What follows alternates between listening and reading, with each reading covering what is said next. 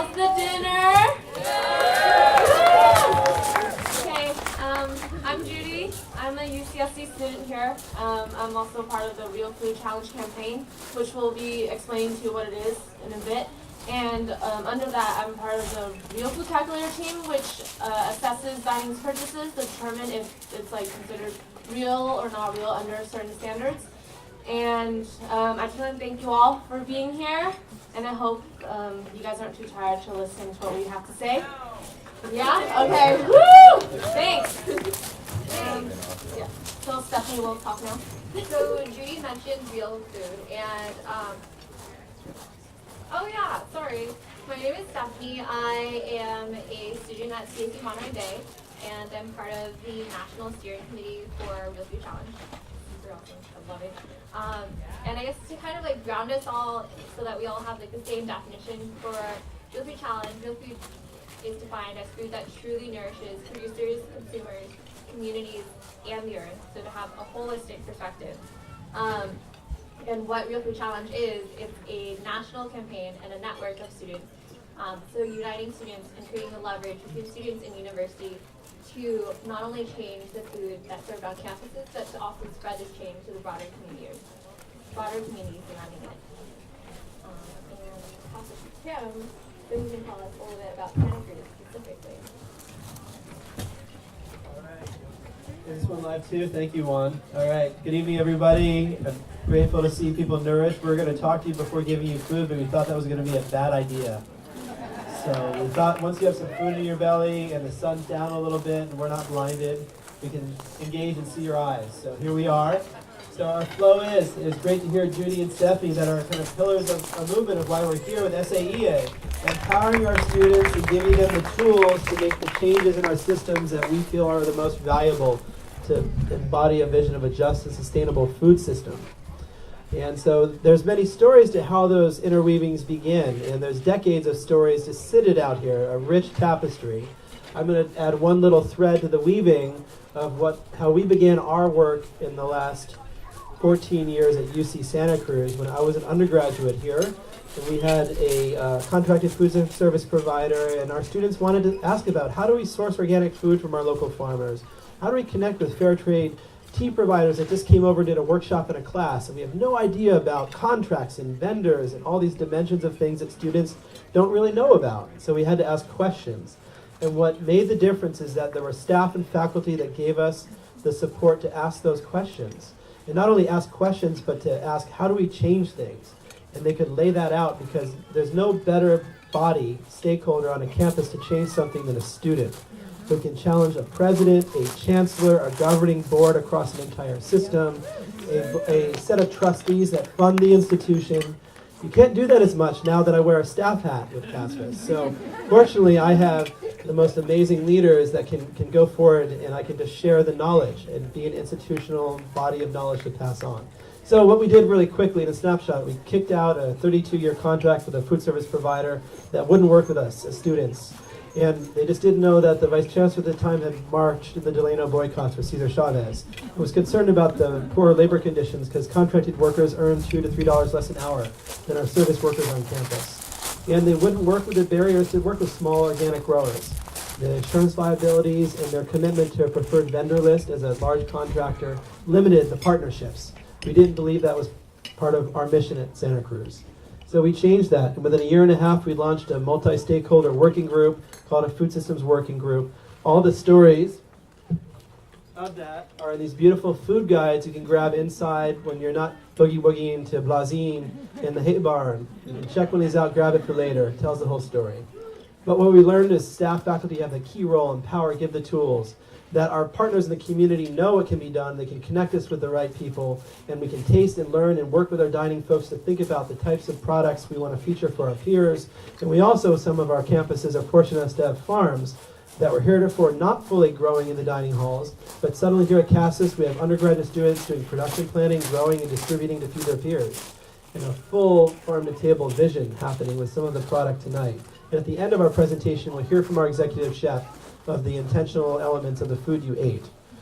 So just as a closing note, we couldn't stop in Santa Cruz. We organized the entire UC system. We brought 10,000 postcards to the UC Regents as undergraduates and said, we want a sustainable food policy for the University of California. And they said, oh, that's not possible. Auxiliary services and dining, they don't work on governmental policy across the system. And we said, wait, you said no as students? You said no to students? Oh, that's the energy we need to do it. And so sure enough, they thought I would graduate and move on. I took a job with CASFIS. Lo and behold, boom, I was still here. And so that we could see President Udoff, our former president, sign the first public university higher education policy for sustainable food procurement in the country. But we couldn't stop there, and so we're going to hear even the deeper stories of how the Real Food Challenge elevated and created a network to build the support of our students and our young visionaries. So I'm going to pass it on, but thank you for creating a space for that. Thank you, Tim, for that powerful part of history. I'm Ellen. I'm a UCSC student, and I've been working on the calculator for about a year now. So just to bring you up to the present, what we're doing now, we just finished our assessment for the fiscal year. So that includes the research that we've done on products for in the dining halls. And we've really made some improvements this year by dialing in our process, our coding process, our researching process. And we've continued to build relationships with companies that we feel embody sustainable and ethical practices. And we've had a lot of victories this year that have really upped our percentage. We have Mary's Chicken, which you're all enjoying right now. That's a free-range organic item that Josh will speak a little bit more on later. And we've also worked with Pacific Cookie Company, as some of you may know, downtown. It's a local cookie company. They've worked to shift their sourcing for their flour to a local flour mill. Wow. Yeah, so those are some pretty powerful victories that we've had. And we just want to give a shout out and say that we're really, really grateful to staff and faculty for supporting us along the way through our whole process. So thank you.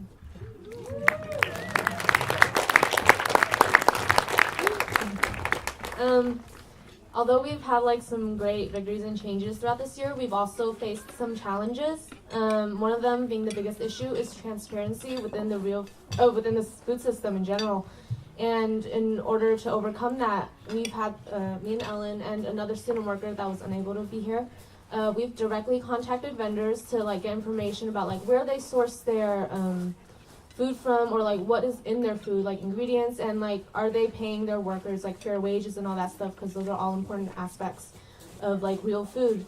However, when we contacted these people, we've also we faced another challenge, which is sales reps from these big corporate companies do not want to talk to students. Yeah. It was really hard and sometimes a little disheartening, but we're screw that, we're not going to let you guys discourage us.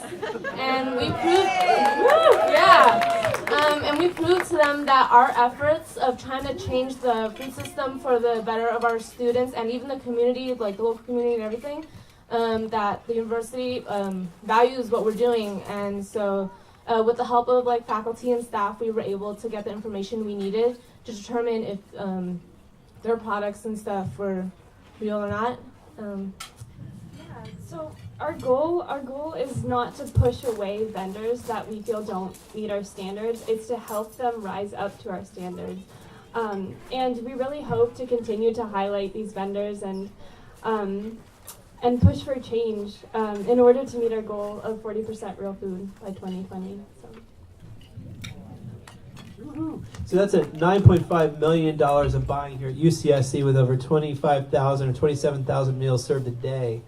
Over a $30 million unit, to put that in perspective. So when they're looking through vendors, they're looking through $9.5 million of buying of products as students, doing that level of supply chain analysis as undergraduates. Put that in perspective. That's huge. So great job.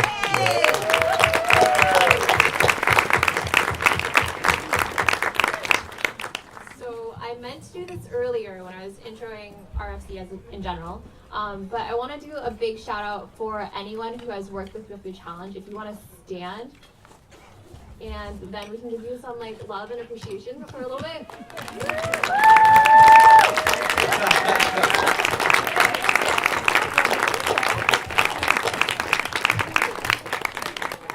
Thank you.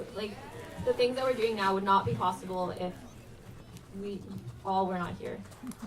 So kind of to provide a little bit of a regional perspective, as I said, I'm from CSU Monterey Bay, and I got involved with Real Food Challenge when there was inklings of the sustainability policy being adopted, being updated. And we heard through the grapevine that food wasn't included in the policy whatsoever. There was no language around food. And to me, I was like, outraged. I'm like, food is connected to so many different parts of this, yet it's not being recognized. And through connecting with other students, I realized I wasn't the only student. Like, this was not just a me thing. So we spent over a year through what started as calling each other and doing Google Hangouts to figuring out who was our decision maker and sending letters, handwritten letters to the Board of Trustees, collecting over like 3,000 online petitions from our own classmates to our family members to people in our surrounding community, to actually even making road trips down to Long Beach to talk in person and say how food impacts us as students. And through that year, we were not only able to get food onto the table and onto the agenda, we were able to influence how the language was written, with it being sustainable food with a definition as defined by Real Food Challenge or equivalent. And that was something that definitely would not have been possible without the UC system helping to pave the way, with helping to help us think about how to do things as a system. And I want to say I'm really proud of this because the CSU system is not just 10 schools, it's a system of 23 different campuses all across the nation, committing to 20% real food by the year 2020. And to put that into perspective, that's about $25 million from campuses that commute and that are not always the ones that do research. So can we give a big round of applause for all of us? Cool. Hi everyone. Hi, my name is Hannah. I am a recent proud graduate of the University of Massachusetts Amherst, and now work with the Real Food Challenge. And to zoom us out a little bit, so we heard about what's happening here at UC Santa Cruz. We got to hear about what's happening across the state of California with the UC policy and the CSU policy. And Real Food Challenge, though, is, as Steph mentioned, is a national campaign and a national network of students. And so what's happening here in California is also happening across the country.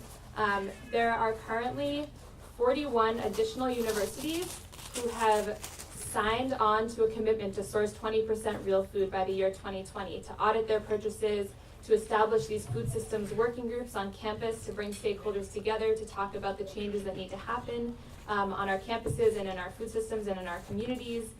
That's altogether more than 74 universities and more than $75 million that has been committed to investing in food that's local, food that's fair, food that's humane, and food that's ecologically sound, and supporting the kind of food system that we need so desperately right now.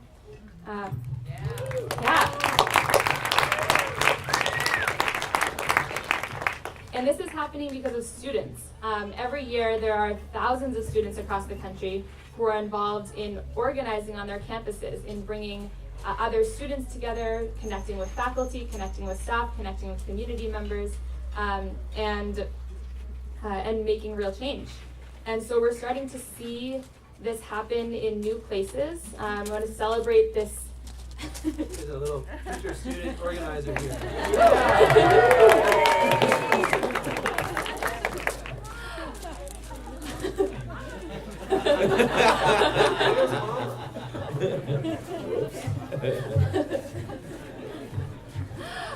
I want to celebrate and highlight that we've started to win big campaigns at major land-grant universities and other places in the country, specifically, let's say this spring, UNC, University of North Carolina, Chapel Hill, signed on to the Real Food Campus commitment. Schools in Washington, schools in the Midwest, schools out in the Northeast. And as we are continuing to grow, we're also continuing to run into barriers. A lot of the barriers to a just and sustainable food system that we've talked about this weekend. And so the greater the barriers are on these campuses, the harder students will fight and will push to see the kinds of change they want to see. We had an incredible coalition of students at Ohio State University this year who occupied their president's office, calling for real food. And these are people, these are students who know that our universities have a responsibility to our communities, and that we are the ones who need to make sure that that happens. And so I'm really excited to be here today and to see so many people who are so deeply invested in changing the food system and in education and students taking the lead.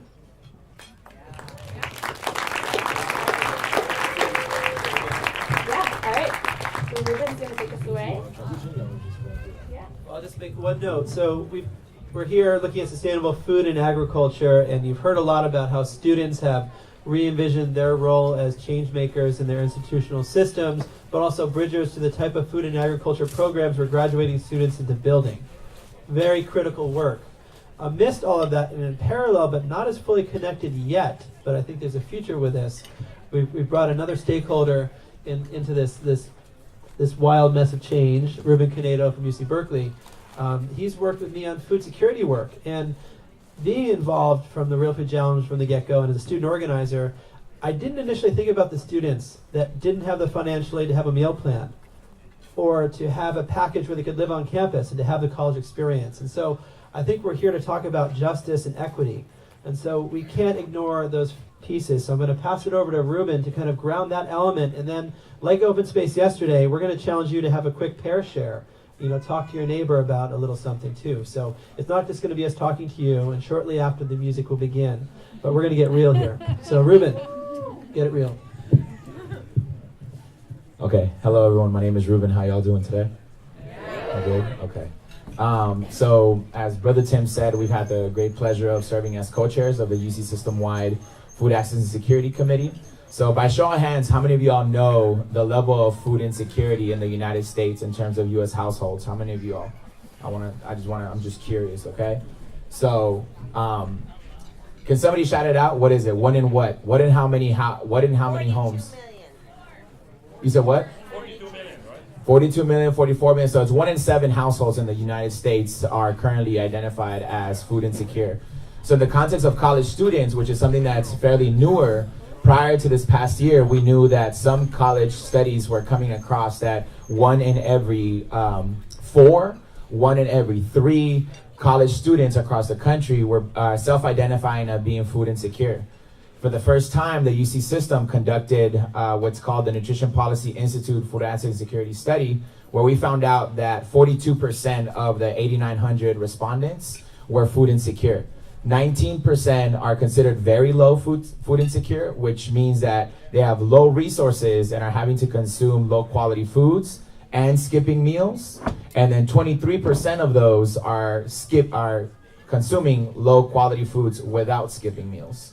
So it's a 42% that we're going to be working off of in the UC system. So that gives you a little bit of a context of what's going on in those different populations.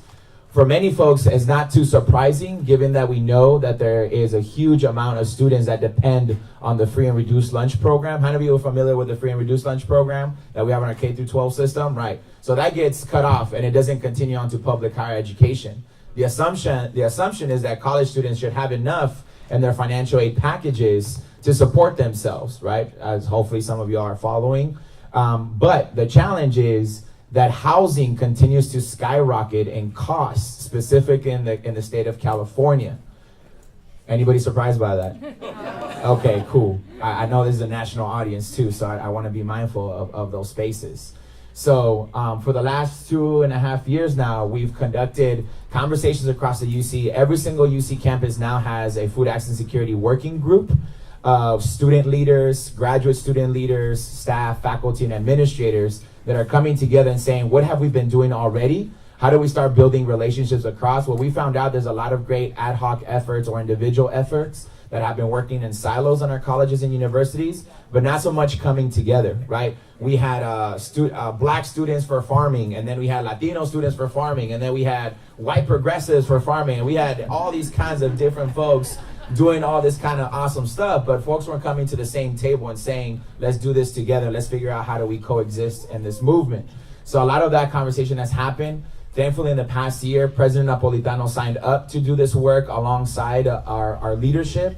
Every single campus received $75,000. In the past year, we provided over 52,000 service contacts, as well as established emergency relief on every single campus.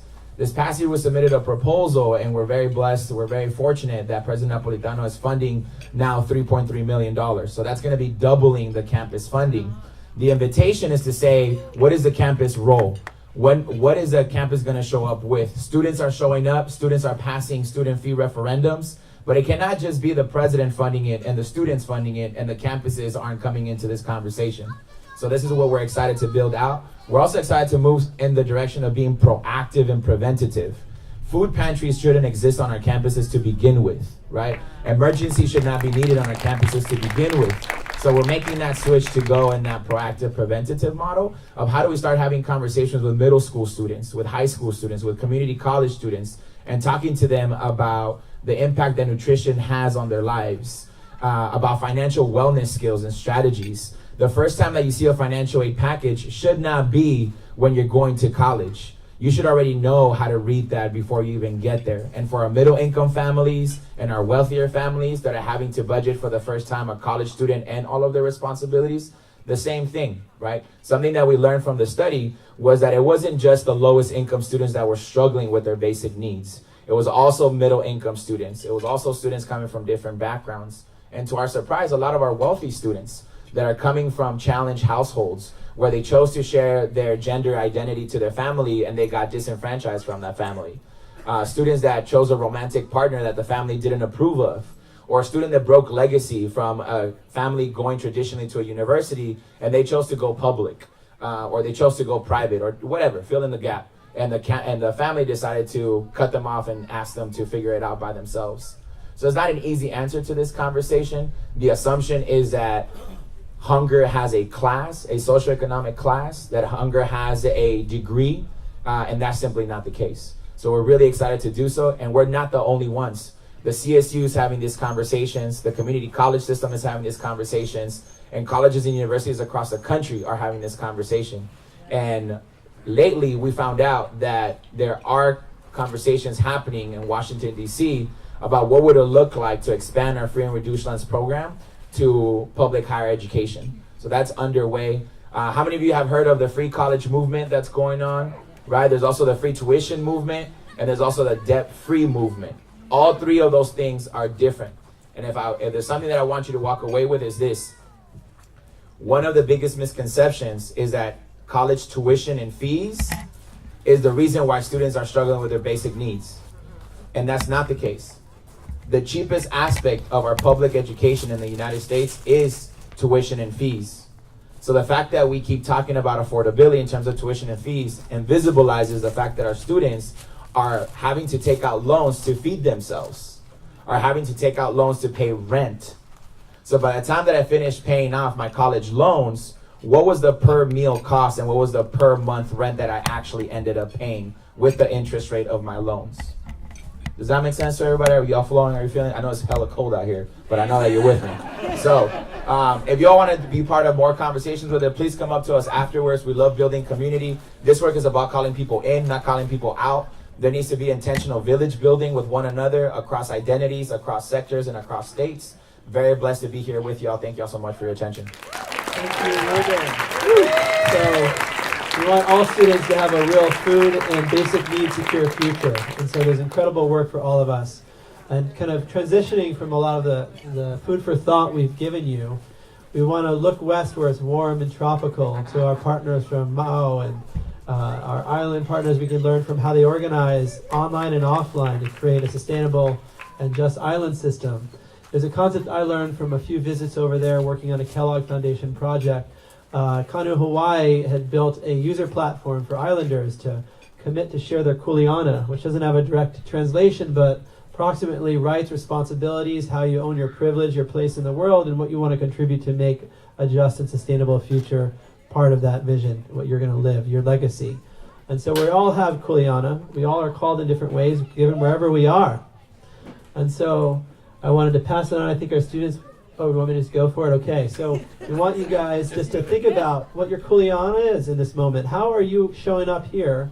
Where are you going with your vision to contribute to a just and sustainable food system? As an educator, as a practitioner, as a curriculum designer, as a funder, as a legislator, as an administrator, what is your kuleana? And we'd like you to turn to a neighbor, introduce yourself if you don't know them, and to take a minute for each of you to share where you're called in this work. You've heard about supply chain change, you've taken tours on farms, you've seen from the seed to the plate, and you've heard about those that don't have the same access to that plate. So where are you called? We want to give you a moment to reflect on that.